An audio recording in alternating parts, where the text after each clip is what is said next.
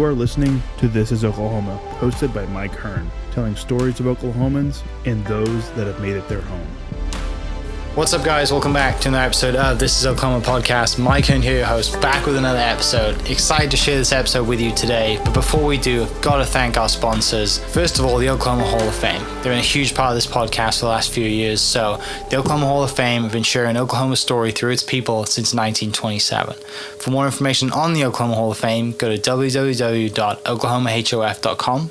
And for daily updates, go to oklahomahof on Instagram and give them a follow. Our other sponsor today is the Chickasaw Nation. Now, the Chickasaw Nation have sponsored pretty much everything in Oklahoma. They're a huge supporter of Oklahoma, and it's an honor to have their name and their brand supporting this podcast. So a huge shout out to Governor Anatoby for supporting this podcast. It really means a lot. Our third sponsor is Diffie Ford Lincoln down in El Reno. Now, this one makes me so happy because these guys are great friends of mine, play a lot of golf together. I've bought my cars from them, do most of my oil changes down there, have a cup of coffee, hang out down in El Reno. It's a good spot to go. And not only are they great friends, but they provide a great service. So for over 60 years, third generation family owned Oklahoma business down in El Reno. They're also in Bethany as well. So people in the Bethany area know the Diffies really well. But if you're looking for anything new, used, Ford, Lincoln, or whatever, I'm sure they could find anything you want.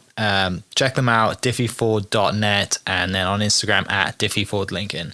This episode is presented by the Choctaw Nation. The Choctaw people have a rich history and a bright future. At the Choctaw Cultural Center, you can take part in a story 14,000 years in the making. Stroll through our immersive exhibits portraying Choctaw life from the moment our ancestors emerged from the Nani Weha in Mississippian homelands to the Trail of Tears, where we lost so many loved ones, and finally to the modern-day tribe making a positive impact on local communities throughout southeastern Oklahoma. Try your hand at our social dancing and stickball and learn more about our vibrant culture through demonstrations, workshops, and classes. The kids will have a blast in our Luxie Activity Center. The Choctaw Cultural Center is more than a museum. It's a living, breathing experience. Visit choctawculturalcenter.com to plan your visit. This episode is brought to you by Hope is Alive. Hope is Alive exists to radically change the lives of drug addicts, alcoholics, and those who love them. Join us on August 11th at the National Cowboy and Western Heritage Museum for a celebration of hope featuring guest speaker Tim Tebow and musical artist Ben Fuller. Find out more and get your tickets at HIA10.com. What's up, guys? Welcome back to another episode of This is Oklahoma. Mike Hearn here, host, back with another episode. Today, we are down at the Oklahoma Hall of Fame. It gives me great pleasure to introduce Oklahoma Hall of Famer, inducted in 2016, Major General Rita Aragon of the Air Force, U.S. Air Force. That's right, Oklahoma Air National Guard, and moved into the United States Air Force, yeah, yes. Which is quite a big deal, right? Well, it was for me. Yeah. It was a real stretch for my plans. That's not what I had started out looking forward to, but it rescued me. It gave me a purpose for life, and I love it. Yeah, and at the time, I'm sure was, obviously the military is known for having structure and having a plan, and I am someone who doesn't follow a plan, never. So if someone brought structure into my life, it would be much easier to wake up every morning and know what I have to do. I probably should do that myself, but I can imagine it was really nice just to get into the military and get your head down and, It was. I was a school teacher, taught second grade, and Oklahoma City decided they were going on strike. And I couldn't make ends meet as it was. I was working at McDonald's when I wasn't in school, and I was working as a church secretary. And so a friend of mine at church recommended that I get into the Air National Guard, and I was over 30 years old. So that was kind of a test, and he said, I don't know if you'll make it, let's give it a try. So he got $100 for recruiting me, and he retired as a colonel, and I retired as a 2-star, and every time I would see him, I would say, thank you very much for recruiting me. I really appreciate it. But so I joined in 1979 because of the strike in September, and fortunately, Oklahoma City schools, because of men being in the National Guard, had a waiver that said if you were doing military duty up to 30 days, school days a year, you could serve both and draw your pay for 30 days. Well, that was a big bonus. I didn't even know about that, so that was great. So yeah, I joined at the age of 30 and went to I was an airman basic, slick sleeve, no stripes, and went to San Antonio to go through Air Force basic training with a master's degree and 2 children.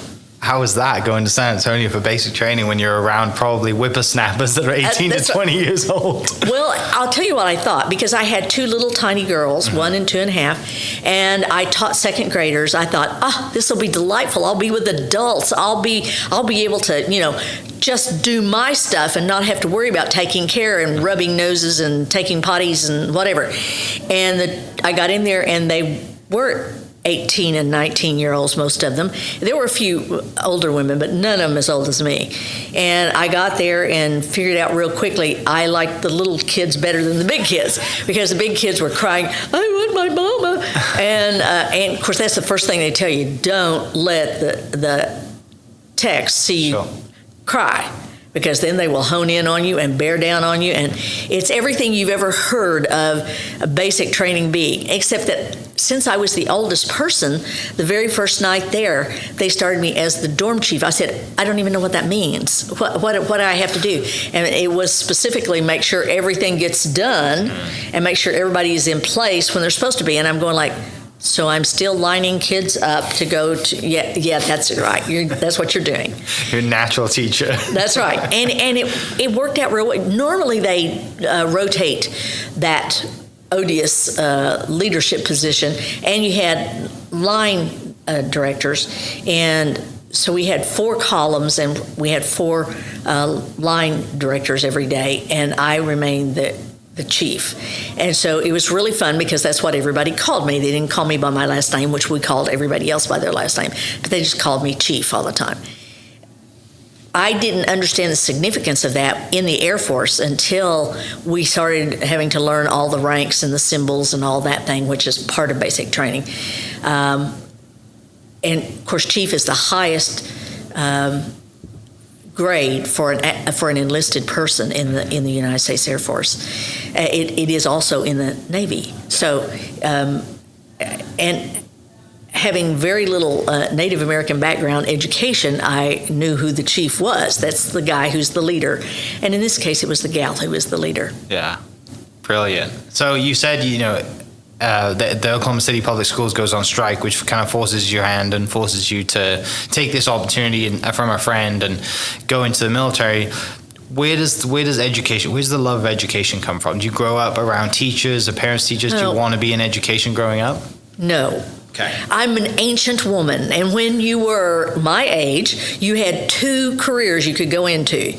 You could be a nurse or you could be a teacher. Okay. I didn't like blood, so I chose the teacher route, and found very quickly that there's not just a love for it. It becomes a part of your heart and soul, because you're shaping the lives of the people who are going to run the country, run the state, run your community down the line. So that was a lot of fun for me. I'm sure that was, yeah. And did you stay with kind of younger age kids, or did you go up into high school? I moved to 5th grade. Okay. And I'll tell you the reason why. I started off with 5th and 6th grade when I first started teaching. But when I went into the military, I had gotten married, left. My husband was crushed by a motorcycle, so I had 2 little girls, and my only income was teachers. And so I had a break in service. When I came back, the lady who had taught at the same school I taught at, which was Culbertson Elementary, which no longer exists in Oklahoma City, offered to hire me at her school if I would teach 2nd grade. And I went, okay. And again, it was real small children. Your whole focus and the way you teach has to change. And that was a really good, even though I had a master's degree in psychology and an elementary degree, a baccalaureate degree in elementary education, it taught me loads working with, of course, those children were older than my children. So, but when I moved to the 5th grade, I loved it. The reason I did is because those are about 11, 12-year-olds, and they have a great sense of humor, and I play on that a lot. I'd rather play on that than give orders and command people to do things. And children don't really respond to commands and orders very well. Yeah. And so I would always use Air Force principles when when I got to the 5th grade, and I would talk about, all right, I'm going to let you set up the rules for this class. What do you think we should do? And you'd be amazed. They came right up with the things that I would have put on the board, but since they came up with them, they were much more inclined to go along with them. Yeah. And that's really my philosophy in leadership anyway. It's get the people that you're trying to do something buy-in by letting them say, we think this is the right thing to do and the right way to go. And it helps a whole lot. Instead of being the dictator biatch, I become the woman who helped lead us where we want to go. Mm-hmm.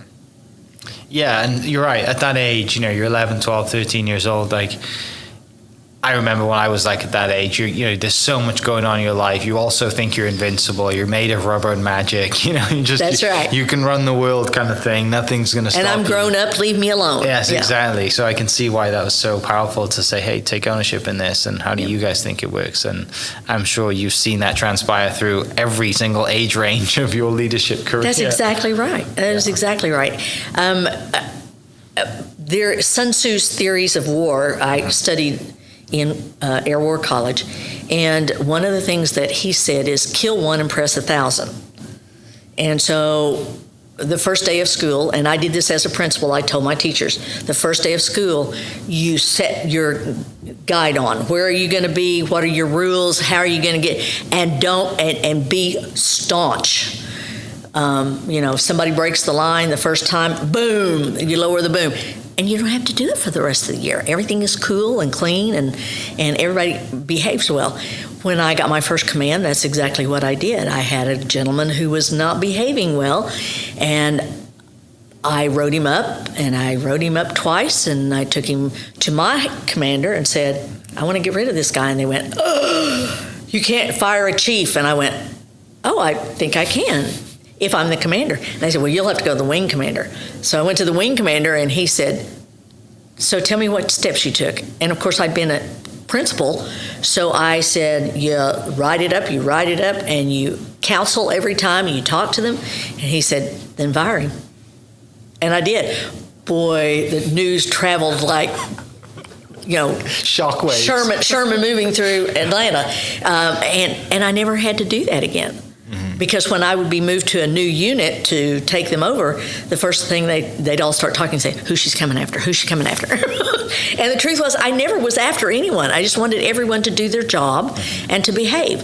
This guy was, while he was a good worker, he sowed discontent, and he talked really ugly about young ladies. And I told him, this is the new Air Force. You can't do that. Yeah. And we did that 2 or 3 times, and he was gone. Yeah. So what's the distance? How many year gap is it between you getting in the military, still teaching part-time, doing military part-time, and then you going full military? I didn't go full military until I was a lieutenant colonel. So that was 15 years. Okay, so you did National Guard and teaching alongside that for 15 years. I was a principal and doing the National Guard, yes. Okay. I was working 2 jobs. And at that time, I was working every summer, all summer long, on summer break. I would do Christmas break. I would do spring break. So I had those 30 days that were magical, that if I needed to take a week off to go to school, which I did a lot, go to military schools, I got double pay, so that was great. I went full-time.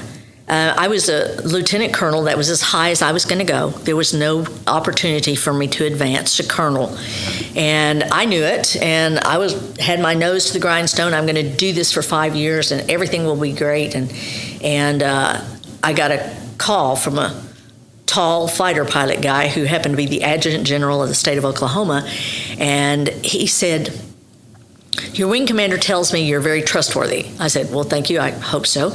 I lead 400 children at a time. I think I'm trustworthy. And he said, I need someone to come and run the Air Guard while I learn everything there is to know about the Army Guard, because the adjutant general is over Army and Air in Oklahoma. And I said, well, I can't really do that. I only have 22 years in education, and that won't be much of a retirement. And he said, it's the only way you'll make colonel. and he had a paper and pen there, and he said, and this is what an active duty colonel makes. And I went, I can do that job. It was twice what I made being a principal. And I thought, I can always do this because I had to hold it for 5 years to retire as a colonel. I thought, I can do that. And then I'll come back to being a principal again. There's plenty of use for principals out there in the world. I surely can find a job again.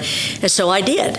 I left Oklahoma City Public Schools, went to work full time for the Air National Guard, and became an active duty AGR, Active Guard and Reserve, for that position, which was it's called the Executive Support Officer, but what you do is keep a hand and an eye on both military installations in Oklahoma.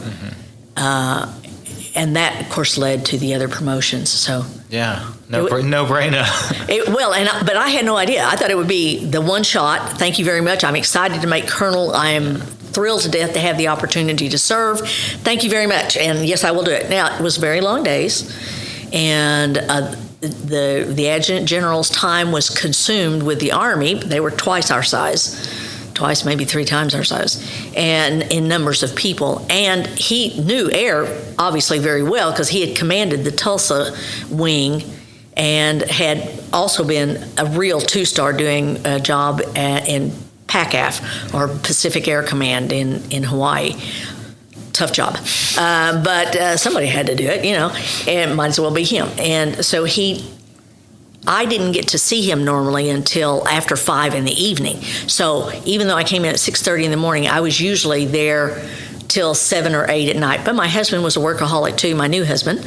And so that was real easy for us to get along. He worked late, so did I. So he was very patient with the situation, and I was very grateful. And my kids were grown by then, so I didn't have to get home and make dinner for 6 people, thank God.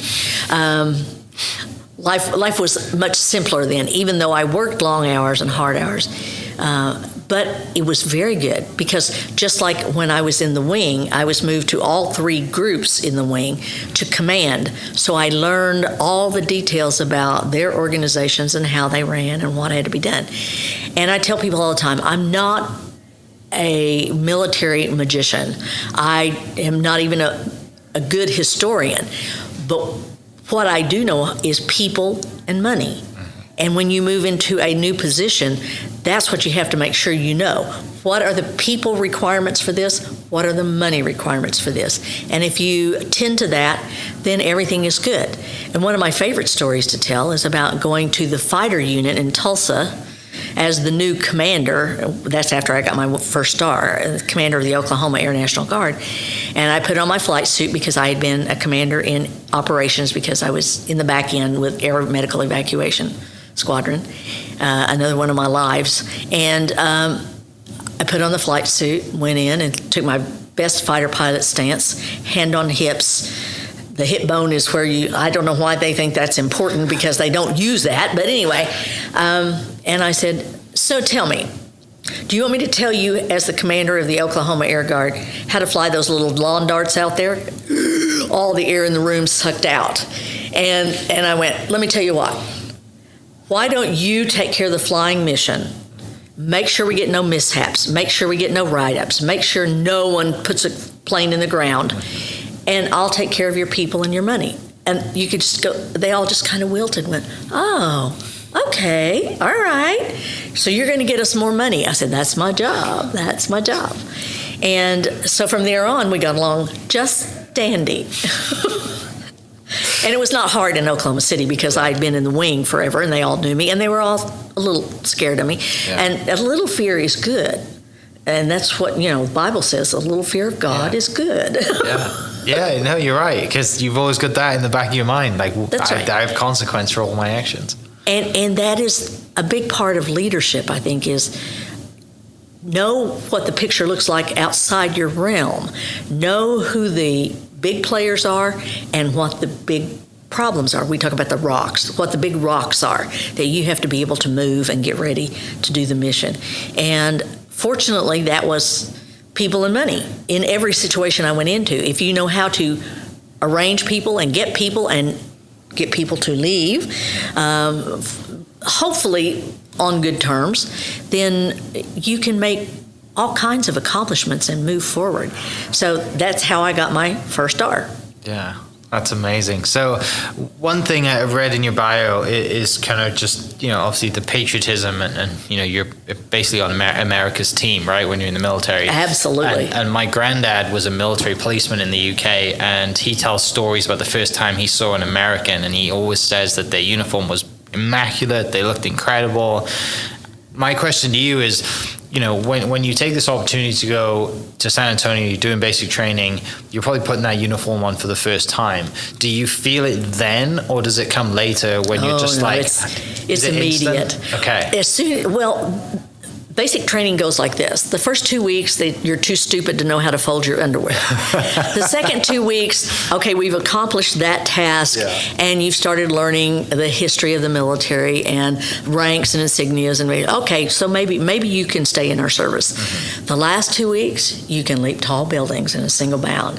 You are America's greatest fighting force. You will prevent any other force from taking over America. You will be on the front lines, even though for a very long time you are not. But it's a great mind experience, and having my master's degree in psychology, I could identify with it. It wasn't a threatening experience, but it certainly was a spirit building and a very patriotic experience going through basic training. And yes, I was stationed in Mildenhall, England for a brief period of time, and loved it and loved the folks there, but it is kind of a different mindset. And I will tell you, it's a very different mind. Well, it really isn't all that different from training small children. You're still training the minds of people who have to be converted, and it works out very well. The same tactics, I think, apply. Yeah, 100%. What was that like in the UK for a short time that you were? Oh, it was excellent. Yeah? It was excellent. I was at Mildenhall, which is where they had the Blackbirds station, the American Blackbirds, because it was a super secret mission at that time. And I got to go out and meet the pilots and the crews, and that was great. I was a major then? Major, probably. Yeah.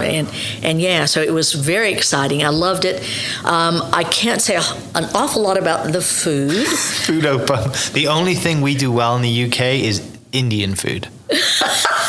Indian takeout is about as good as we is. I don't know that I had Indian takeout while I was there, but I did eat in the Air Force mess hall. Which is terrible, I'm sure.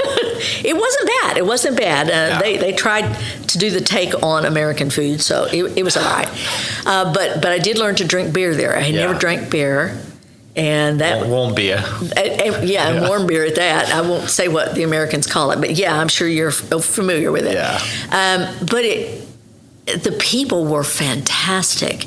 And while you guys are always about the stiff upper lip, great buds, great guys that you deal with, and extremely dependable. I loved it. I had a great time there. Yeah. So you're in the Air Force. You're kind of National Guard, and then you go full time. What were you like? You're mostly on the ground, right? You said you did charge of budgets and doing other stuff, but I'm sure you were in planes every now and then. Oh, do you love flying? Frequently. I do love flying. Okay. I'm a single engine rated pilot, which means nothing to the Air Force, except that I could have probably. No, I was too old to go as a pilot. But I love flying. I still love flying. I still try to trace the route that the plane is going wherever we're going. I'm doing it in my head, sing song. It doesn't. It may not be accurate, but in my mind it's good. I still love flying. Yeah. And of course, the Air Force's mission is all about flying. That's what we do. We fly and fight, and we hopefully take good care of our people. Mm-hmm. And that was a lot of fun. And I was a back-ender because I was in air medical evacuation, so I had to get qualified, which you have to deal with the pressure of the aircraft and all that kind of thing. And it was very exciting. Yeah. I loved being a back-ender. All of my careers, though, all of my specialties fell into about 2-year time periods, 2-year chunks after I became a commander. And so my job was always to go in and get the unit up for inspection and be ready. Testing teachers, we understand that. So you're going to have this big test, and it was my job to get all the money and the people right so that everyone was trained up and ready for the inspection. And we always passed with flying colors. Yeah. What would you prefer, helicopters over planes or planes over helicopters? Ooh, fixed wing. Always? Airplanes. Yeah. Yeah. I've flown in a rotary wing several times in different events. I didn't ever have a mission where we were flying. And they're great fun because you're flying low and slow and you can see what's going on the ground. But there is nothing like the sound of an afterburner kicking in and the jets. They warm my heart even today. I went out to the Tinker air show, and the concussion that comes off when those things take off, and the vibration, and it's just, you just sit there and go like, I'm part of that. I'm part of that. Do you ever get an opportunity to go in the jets, or because Blue Angels are Navy, right? That's correct. U.S. Navy. So yeah. No, but we have the. But you we have the. What is the Air Force version? What is the Air Force version? We've hit a roadblock. The red, white, and blue. I picture the colors of them. Yeah. But anyway, no, I haven't flown in those, but I did. But they fly F-16s, which I had the opportunity to fly in the back seat of one time. Thunderbirds. There we go. Thunderbirds. There you go. Well, that wasn't hard. Yeah. Why did I not know that? Anyway, and so yes, I flew in the back seat of an F-16 out of the Tulsa unit, and it was the pilot's duty to try to make me vomit. And so in your flight suit, there's a side pocket up here, and they put a little plastic bag, and he kept saying, don't fly in my plane. Don't fly, don't puke in my plane. Don't make a mess. And I'm going like, and he's sitting right in front of me. I said, oh, don't worry. If I throw up, it's coming your way. And I made it through the flight okay. Although I will say we did barrel rolls, we did whirls, we did loop-de-loops, we did all that stuff. And the part that really got to me was the pulling 9 Gs. When you pull 9 Gs, you feel like everything is falling out your bottom. And so we got back on the ground, and I made it okay. And he said, all right, I'll give you some credit. You made it. And about that time, everything came up. He said, well, at least it wasn't in my plane. I said, no, it's on the ground. And it was an amazing experience. I cannot imagine. And those guys jump out of the plane, and they go drink beer and mess around, and they do it, but they do it all the time, and they're very and the guys that I knew that flew those things were consummate professionals with taking care of the aircraft, taking care of the people on the ground, flying and fighting their mission, doing an amazing job with it. Yeah, it's one of my life goals, bucket list, is to fly in a fighter jet at some point. It is a once-in-a-lifetime experience. I would love to do that. I don't know if I'll get a media pass to jump in a Blue Angels. I don't care what it is. Some fighter jet. Well, Thunderbirds will be here in a year or two. We should talk. I'd love to do that. Is there any Oklahomans that are on the team at the moment, or any Oklahomans? There actually is. There is an Oklahoman. I can't tell you the name right now, but there is an Oklahoman on the Thunderbirds right now. God, I need to get in the backseat of one of those. But you're right. Like their bodies are acclimated to it. It's just the greatest. I was fortunate enough during I played a golf tournament down in Arizona in near Air Force Base, Luke Air Force Base in Arizona, and a few of us got to sit in the flight simulators. So they put us there. There's 2 flight simulators there. They paired us up in a dogfight, and they just basically pointed us at each other in the simulator and just said, "Have fun for 30 minutes." And you're sat in a full cockpit, right? Sure. Like, yeah. This is the you got all thing you ever. got all the handles. You got all the. And I got out, and because you're in a 360-degree dome basically, and you're seeing everything in this video game, and I got out, and my neck hurt so much because I was not used to looking around and using muscle. Yeah, you want to do that when you're, and that is the thing we don't give fighter pilots now. If anyone's watched Maverick, they do get very realistic with that. Yeah. And the truth is, I was from the big bird world. I was from C-130s, which I love and still do. The Hercules are the movers of the Air Force. But you have a team perspective. You got a pilot, a co-pilot, a flight engineer, a navigator, and then the back end crew. Yeah. And so everyone is a team, which I was used to as a school teacher. Sure. Where I'm the leader, you follow, we're a team together. And fighter pilots are not that way. They're individuals. They are lone wolves. Hopefully they have a wingman, but if they do, the wingman's got to worry about his life, so you share wingman each. And it's a whole different process of thinking. You're thinking about you. You're thinking about 360 degrees. You're looking around. We were having a good time flying, spending time in the air. And I got to fly back end lots of hours with C-130. And those guys were amazing. And of course, that mission is now gone from Oklahoma, which I hate, but we still have a great mission out with special operations out at Will Rogers Air Guard Base. Okay, what does the special operations entail? Is that like special operations as in yes. Really, really black, dark stuff that they get to do that nobody knows about until That's right. maybe 30 I years can't time. tell you about it. So we have one of those in Oklahoma? We do. Wow, I didn't know that. And we fly usually reconnaissance and intelligence flights. Yeah, it's not a fighter plane. There's no guns on it. So yeah. So you got to fly high and be spooky. Exciting stuff. It is very exciting. And I'm sure, like through your career, there were so many moments like that you're like, I'm in a room that not many people are in the room about, and I'm with, but no one's going to hear about this until maybe ever. Like it's quite a unique position to be in. Well, it was very exciting for me because they built 3 different positions for me at the Pentagon, and I'm going back to the Pentagon this week or this next week. But here I am, little Oklahoma nobody, nothing, and they built a job in the Guard for me to work. I was the commander of the Oklahoma Air Guard, which is only a part-time job. That's why when I was an active duty person, I was the full-time hand, but I was only a colonel. I always had a general that was over me, but they're just part-time.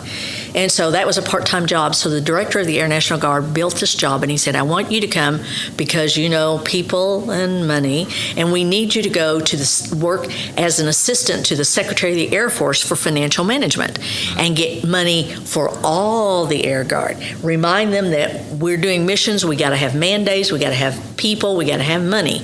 And so I did, and got along well with the active duty forces there, and certainly with Mr. Montalongo, who was the Secretary of the Air Force for Financial Management at the time, thinking that was my end.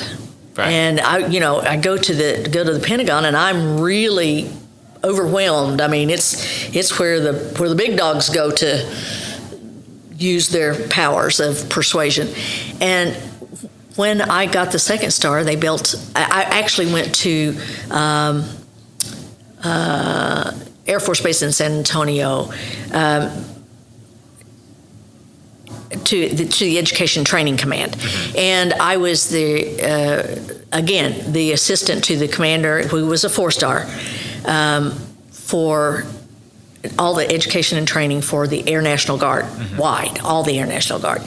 And it was wonderful. It was a delightful job, especially after having been at the Pentagon, where you were, like people are staring you down at everything you do. I mean, I was a 1-star. I got coffee for everybody else. I mean, And so I got my second star and went to Randolph Air Force Base in San Antonio. And it was a base where they reconstituted people who came back from Iraq and Afghanistan. That was their next mission, so that it was restore yourself with your family. You're still working, you're still having to do, but it's education training. It's not a fast pace thing. And every Friday we did team building by, let's see, what would the Air Force do? Play golf. And so Randolph has a beautiful golf course, and we played golf. So my husband would come down for the weekends with me, and I spent a lot of time, but it was just part-time. It was about 3/4 time. Had great quarters. I mean, the old barracks were just gorgeous. I mean, hardwood, tile floors, all done Hispanic. It was beautiful. And then I got a call from the new director of the Air National Guard, who had given me my second star and sent me to San Antonio, which was Mecca. And he said, I need a favor. And I went, yes, sir. What can I do for you, sir? Because he was a 3-star. And he said, I need you to go back to the Pentagon. I went, I'm down here in heaven, and you want me to go back to the pressure cooker? Well, yes, sir. I'd be happy to. What can I do for you? And he said, I need someone to go into the chief of staff for manpower and personnel, people again. I did money. Now they want me to do people. We need man days and slots, authorizations for people in the Air National Guard. And the guy who's over it right now is an Oklahoman who loves you, but he doesn't like the Air Guard. So we need you to go and make him fall in love with the Air Guard. I failed that mission. But I did go, and I did get lots of man-days and things, and it was all good. And General Roger Brady is my hero today. He went to USAFE in Germany and became the commander and got his 4th star. And he's a great Oklahoman, a wonderful leader, and but his whole thing was, he said, you guys in the Air Guard are on county option. Whatever you want to do, that's what you do. And I went, is there a problem with that, sir? And the truth was, yes, we are all flying and fighting the same mission now. And it was true. From the time I joined the Air Guard, it really was, I'm not going to say it was a boys' club, but it was they concentrated on their self and their mission, and it wasn't a combat mission.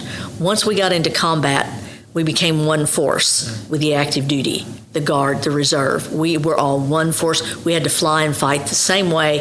We had to have the same goals and ideas, and we had to have the same behaviors.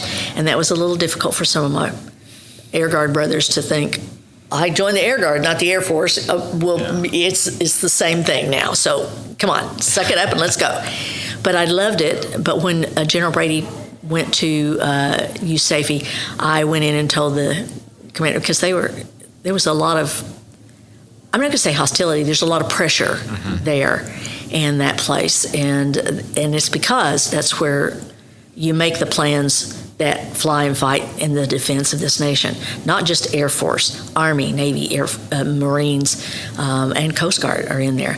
And so you have a higher level mission, and with that comes higher level responsibility. I felt like I did what I was asked to do, and when General Brady left, I went, I don't want to break in another guy. Can I go home? Yeah. Because I was only working part-time. And by the way, that's the time that I was roommates with Congresswoman Mary Fallon, who later came back to run for governor, and that's how I became the Secretary of Veterans Affairs. So it's all kind of convoluted, but it's all connected. Mary Fallon is a dear, wonderful friend, and of course, again, it's different than when you go to work for them. We were roommates, and we shared an apartment in D.C. when she was a congresswoman, and that was a little stressful for the folks in the Pentagon that I was rooming with a congresswoman, and she would laugh and she'd say, well, that's okay, because all the congressmen go like, are you leaking secrets to the Air Force? No, we were both working 14-hour days, so no, we weren't leaking anything to anybody. We were lucky if we were in the apartment at the same time. But it was wonderful, and I loved the job that she offered me, and probably became the springboard for the rest of my life. As I retired, was working as the Secretary of Veterans Affairs, and I loved that. And of course, when she asked me if I would like to do that, I went, no. I'm tired of those hairy-legged old boys. I am not interested in playing with them anymore. Yeah. And she said, they need you. Yeah. We don't do enough for veterans in Oklahoma. And so it was my job to go in and build new programs and make new inroads, and loved it. I had no staff, I had no budget, but they did pay me, and that was good. So I was the lowest paid secretary, though. That's what it had always been, because it was a part-time job. Sure.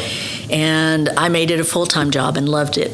Traveled all over the state, which drove the people who did my payment vouchers for travel, drove them crazy. I about wore a car out. But I was in a liaison to the 5 active duty bases in Oklahoma and the 359,000 veterans that are in Oklahoma, and worked with the Guard and Reserve. So it was busy. I loved it. Yeah. And my husband had just passed away when I took the job. In fact, that's why Governor Fallon asked me to come work, was my husband had passed away, and she said, you need focus and you need purpose in your life. And I still say I have to have purpose in my life. Yeah. Well, it's kind of a full circle moment for you too, right? Sure, yeah.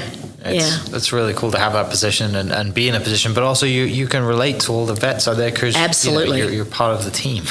Absolutely. And many of them had worked for me in the past in one place or another. And trust me, it didn't deter them from coming to ask for things. Yeah. But I told them that was great. You give me your wish list, because I'm your liaison to the legislature, I'm your liaison to the governor, I can carry those needs. And I will tell you this, there is no more patriotic state in the United States than Oklahoma. And our legislature responds very well to her military installations and to her veterans. And it was a wonderful job for me. Yeah. I didn't have any other concerns at that time. I mean, my kids were all grown, my husband had passed away, and so it took my focus. And Governor Fallon was very right. Yeah. It was my focus on, now, what is my legacy? What do I leave behind? And I will tell you, even after I retired and we moved on from that, it is still my focus. I still do a lot of veteran things. But I enjoy it, and I still like to do educational things. When I'm asked to speak, I always say, if I can do it with my mouth, honey, we're okay. If I have to do work, look out. There may be some problem with me accomplishing my task.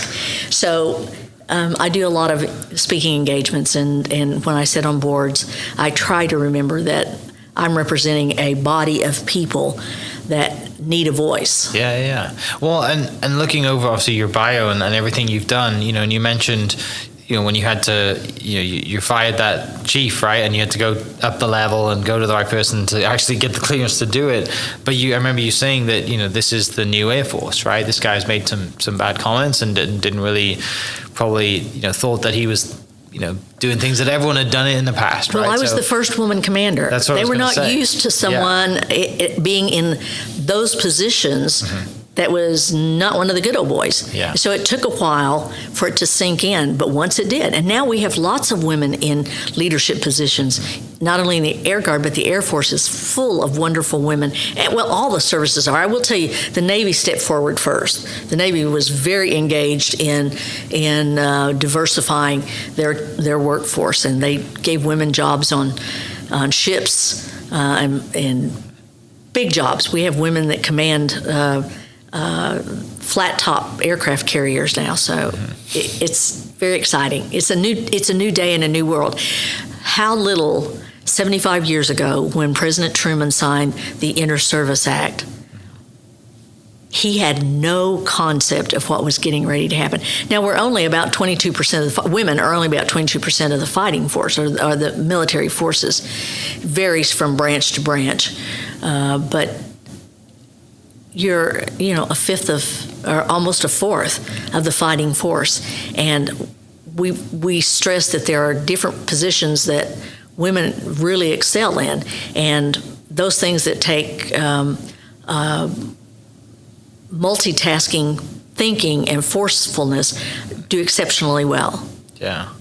You mentioned earlier as well about Air War College. Tell me about that. What is that? You're talking about fighting, not just only leadership, but you're talking tactics as well. Absolutely. How different is that from just education leadership? Well, when you go into the Air Force, they demand that in order to get promoted, you not only have outside academic education, but you also have to have air education has to continue. Remember, I told you in basic training, you learn the ranks and you learn the mission of the Air Force and all that. Well, that goes on. So first you go to squadron officer school. So I was a squadron officer. I went to school out at Tinker, and it was a class, and you learned about the history of the Air Force and what you need to do as a new commander and what you have to do. And so then you do a command and staff college when you're major going to lieutenant colonel, and you learn more about the missions that the Air Force competes in and how they're then you move to Air War College in order to be qualified to make colonel. Well, I didn't really think I had a chance at making colonel because I wasn't a flyer, but I went to school anyway. That was the secret that I told all the airmen that I worked with. You've got to have your college education, but you've also got to have your military education. Do the next level before you're ready to be promoted so that you're ready when they have someone to pick out. And it was that way when I did Command and Staff College. I made lieutenant colonel at minimum time because I had all my ducks in a row. I had done all my professional military training. I had done all of my technical training. So, yeah, in Air War College, you're talking about upper-level management. You're talking about a lot of military history, which I was not good at. We formed a group. We did it by email. We took the courses. We studied them together. Each one would present every night. We had 6 or 7 of us in the class. Each night we met, we would take a chapter. We would present that chapter. Of course, that was easy for me. That was right up my alley. So and then we would take the test, which was grueling because there was so much material they would cover in there. And we not only covered in that, just the Air Force, but how the Air Force interacted with other branches of the service, Navy and Army in particular. It was. I'd taken college courses that weren't nearly as tough as that. Working on my master's. When I went to work on my doctorate, that was a whole different ballgame. I did statistical analysis and said, that's enough for me, I'm done. It was not my forte. I don't need a doctor. I don't need a doctor's. Yeah. Well, and that was just the time I was going into working full time at the Air Guard office, and I said, nah, I don't need that. I'm not going back to that. So it's not worth my time. Not worth my grief. And my husband at the time, Greg Aragon, who is a mathematical genius, he is undoubtedly the smartest man I ever knew. I mean, he read voraciously. He remembered everything he read. And he would read my stuff for my working on my doctorate, and he'd say, this is so easy. Come on, you can do this. And I'm going like, but I don't memorize well. Right. I'm a big picture person. I'm a generalist, literally a generalist. And so having to memorize theorems and theories and which program do I use for this? It's all done by computer. I don't need to know that. He goes like, you have to learn it. They told you have to learn it. So he was right. And I didn't, so I quit my doctorate, yeah. I had 10 hours and a dissertation to go, and now I would have to start all over again. And I'm too old for that. The brain won't hold. It's like a sieve now. It just kind of goes through, and I remember small, minute particles of what I'm supposed to be doing. Yeah. You mentioned technology there. Technology changed a lot, over your career, and the things that, you got drones out there now and all the other stuff that's going on. Like, it's incredible to see the difference, and you've seen a lot of it. I'm curious to know what, was there any big points along your career that you're like, wow, this was a huge technology jump? I mean, to see what the planes are doing now is insane, right? Oh yeah. I would have lots of problems because you do grow into it. It's like anything else in any educational career you go into. You do it step by step. You don't jump from light years to something else. I will never forget.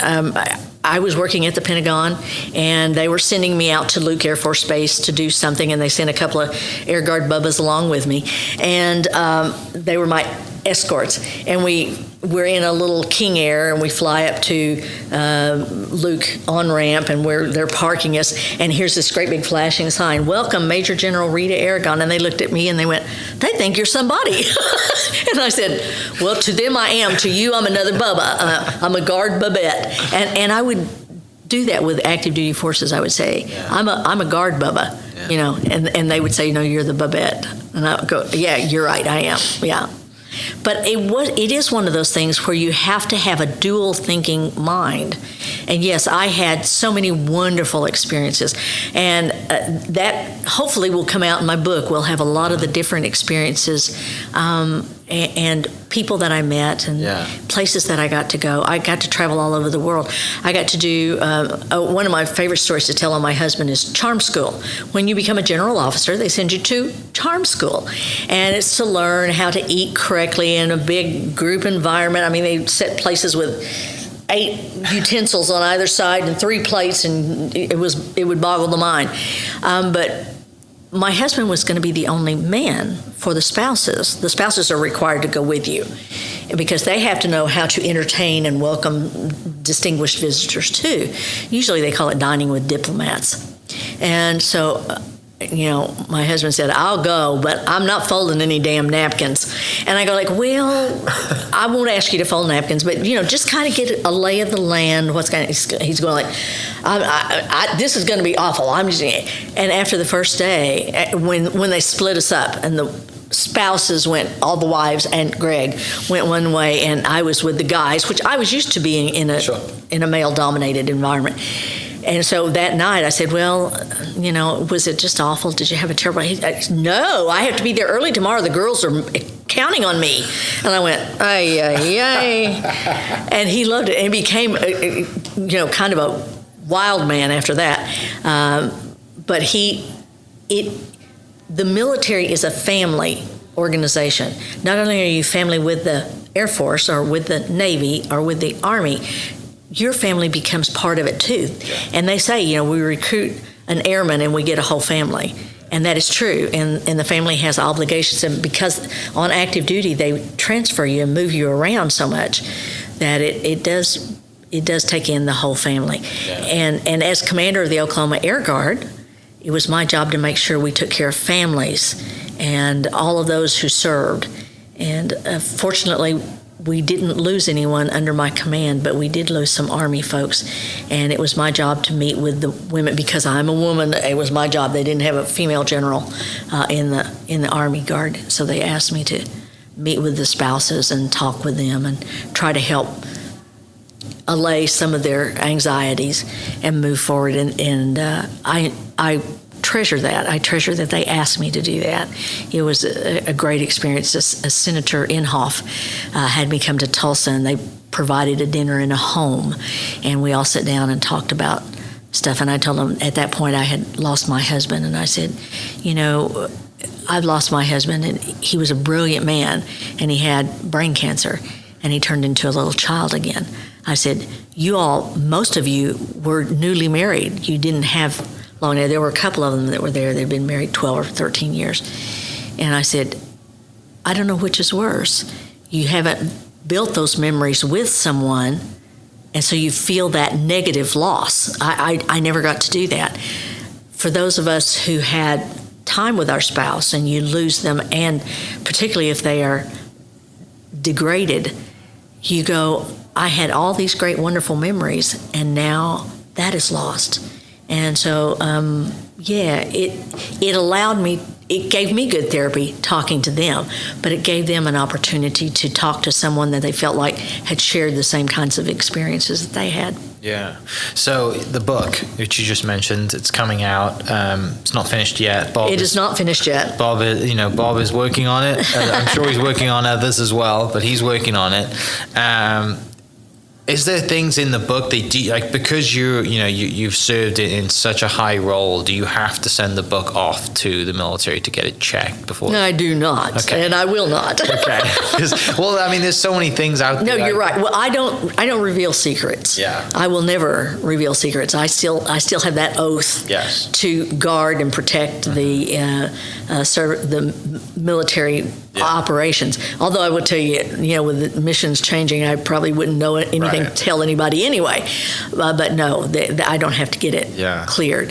I censor myself. Yeah, because the other big topic at the moment, and I'm sure it makes you laugh at sometimes, is just this UAPs, UFO, alien, all this stuff that's in the media, right? And all the conspiracy, and social media just amplifies it by a million. I don't participate in social media for that reason. For that reason, exactly. Yeah. But when we first started flying unmanned aerial vehicles, as you know, or you may not know, the headquarters for that is at Luke Air Force Base in Las Vegas, and I got to go out and see the situation, and the guys are real pilots. They didn't like being the joystick driver and having to watch everything through a screen, although it was like being in a flight simulator, maybe a little more intense. But now they fight for those positions because that is the future of the Air Force and Navy. Navy has a lot of unmanned air, as does the Army, because they all realize that's where it's going. That way we're not putting human beings in harm's way. We're flying those vehicles that can do that, and it's wonderful missions. And no, I don't know anything about that. Really, I don't. Yeah. Well, and you referenced it earlier, like the new Maverick movie. Like, there's a scene in it, right, where he's just like, you're Top Gun is about to be extinguished because we don't need you anymore. That's where the future's going, you know. That's and that right. and he just turns to the camera. He's like, not yet. You know, he's just like, yes. That's right. What That's a right. good movie. Not yet. Yeah. Well, because it depends on who Right. your enemy is. Yeah. That's right. Yeah, 100%. And the last two wars, Afghanistan and Iraq, and there are still operations going on around the world that we don't hear about and talk about a lot, and I don't know anything about them, but I do know they exist. well, it's And also for the safety of the nation. That's exactly You know, right. people don't realize that. That's right. Well, you know, when I talk about being in the military, the United States military is in 88 nations of the world, or at least it was when I left. Maybe more than that now. We have a presence there. We are a peacekeeping presence, and you have to be reminded of that constantly, that our job is to keep the peace. It's not to be an aggressor. The United States has not taken any land or any items of value from any of the wars that we've been in since World War II, and we didn't take any land there, but the guys took some things. But we don't do that. We don't get in wars to acquire new land. We get in wars to defend other people. And I will tell you, I have a lot of people who constantly say, well, why were we in Iraq and Afghanistan? Why were we in Vietnam? We are there to preserve the peace in our country. And a lot of people forget that when they're talking about, well, we have to ramp up the military, well, we have to engage and stay current on the cutting edge. And that's because other countries are. Mm-hmm. And we have to be prepared. And we were talking about this earlier. I am to be prepared all the time. I'm not a prepper, but I am prepared all the time for whatever future dealings that we have. And hopefully, most Americans think that way. Mm-hmm. You know, that we have to anticipate what is coming our way. And so I would say I'm an anticipator as opposed to a prepper. But I know there are a lot of people who have a high level of anxiety about even inside our own nation, not to mention outside our nation. Mm-hmm. We don't need a civil war. Yeah. But it could happen. The sad reality is it could happen, right? And with social media and all the other stuff that's going on, it's a lot easier than it was 20 years ago. You're absolutely correct. Finishing up, because we are in the Oklahoma Hall of Fame today, you're inducted in 2016. Tell me a little bit about that moment. Who called you? Did Shannon give you a phone call and say you're about to be inducted? How was that for you? No, actually, forgot his name. Was the chair at the time. And he called and said, Rita, because I know him, and he said, you're going to be inducted into the Oklahoma Hall of Fame. And I went, no, I'm already in the Oklahoma Military Hall of Fame. And he said, no, the Oklahoma Hall of Fame. And I went, holy cow. I mean, it was not something I ever anticipated. I was very excited. I am so honored. I can't tell you. In fact, when people tell me what is the highest award I've ever been given, that's what I say. I say, I am in my state's Hall of Fame. And that makes me very, very proud. Yeah. So, yeah, it was exciting. And the night that we had, and of course, people don't understand the work that goes into doing the induction ceremony, and all the preparation you do to be ready to go into it is enormous. People that are in the information industry comprehend it, but it was something I was not ready for. And it was an opportunity for me to thank the people who helped me get there. And it was not about my accomplishment, but their accomplishment, because they gave me the platform to do what I needed to do, and to have my picture hanging in the Hall of Fame. I have people all the time who take picture with it and put it on Facebook and or send it to me and say, hey, I saw you today. That is, in fact, I have goosebumps right now. It is very exciting to me, and I'm thrilled with that honor. And you're very involved still. You know, you come to the lunches that when they announce every year, and also you go to the ceremony when you can. And you know, I'm sure it's fun just to be around fellow Oklahoma Hall of Famers wearing your medallion that day. They're super people. I'm just a hairy-legged girl from Dale, Oklahoma. Yeah. No, it's fantastic. And you know, I also do come up and do things with students. Mm-hmm. They ask me to come and read to them. I can still read elementary books, you know, but it's a lot of fun to stay engaged. And they put a little station up for me, put my flight suit in it and those kinds of things that the kids could walk through and see, and they went, ooh, wow. When was the last time you put the flight suit on? Oh, well, it's been a while. Okay. When people ask me if I'm going to wear my uniform, I go like, I wish I could, but no. But yeah, I'm still authorized to wear it. I can do it. Yeah. But I can't do it. Brilliant. Well, look forward to the book. Do we know like a rough date when the book is coming out? No, Okay. Bob Burke has said we will do the final put together in the spring. Okay. Of 2000 Next year. whatever it Yeah, is, 24. 24, yeah. And then I don't know how long it actually takes for the printing and the publication and that kind of thing. So I would say hopefully by next summer of Great. 2024. Okay, looking forward to it.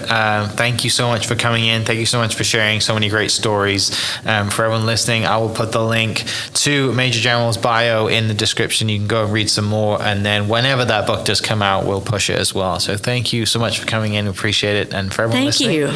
Yeah, for everyone listening, we'll catch you next episode. Thank you. Cheers. Hope you guys enjoyed that great episode. Thank you so much for listening. As always, huge shout out to our sponsors, the Oklahoma Hall of Fame, sharing Oklahoma story through its people since 1927. For more information on the Oklahoma Hall of Fame, go to www.oklahomahof.com and follow them on Instagram for daily updates at oklahomahof. Our other sponsor, the Chickasaw Nation, amazing sponsor. They do amazing things for the state, and they're always sponsoring something in Oklahoma. They're a huge supporter of Oklahoma, and without their support, we wouldn't be able to do what we do. And our third sponsor is Diffie Ford Lincoln down in El Reno. Now, this one makes me so happy because these guys are great friends of mine, play a lot of golf together. I've bought my cars from them, do most of my oil changes down there, have a cup of coffee, hang out down in El Reno. It's a good spot to go. And not only are they great friends, but they provide a great service. So for over 60 years, third generation family owned Oklahoma business down in El Reno. They're also in Bethany as well. So people in the Bethany area know the Diffies really well. But if you're looking for anything new, used, Ford, Lincoln, or whatever, I'm sure they could find anything you want.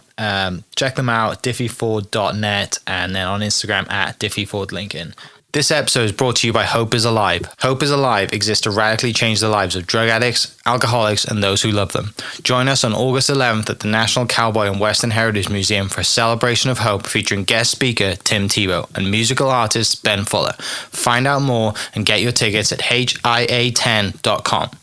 This episode is presented by the Choctaw Nation. The Choctaw people have a rich history and a bright future. At the Choctaw Cultural Center, you can take part in a story 14,000 years in the making.